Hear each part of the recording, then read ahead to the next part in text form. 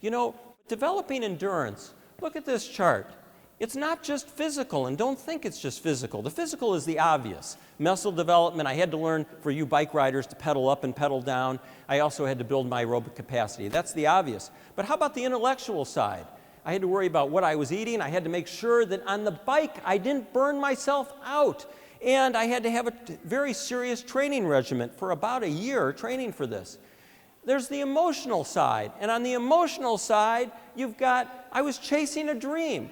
You have to learn to deal with setbacks. We all deal with those. And you have to overcome fears. In an ocean swim, I have to admit, I'm deathly allergic to sharks.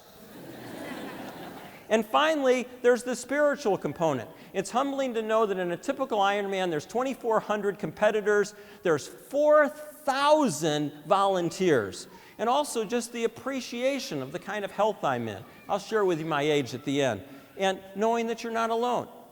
Now think of these 4 things.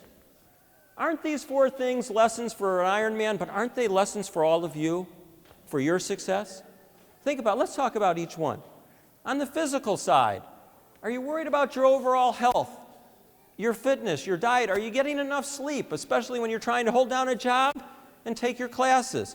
On the intellectual side, are you learning? Yes. Are you focused on your job, and are you focused on your career? All too often, that's the easy part. How about on the emotional side? Are you still staying connected with your family and your friends and building relationships? And on the spiritual side, are you staying in touch with the community? Are you active? For some of you are involved in your church or synagogue. And do you have empathy for others? And I would suggest to you that your success, a good part of your success, and maintaining that endurance has got to be, you've got to keep yourself in balance.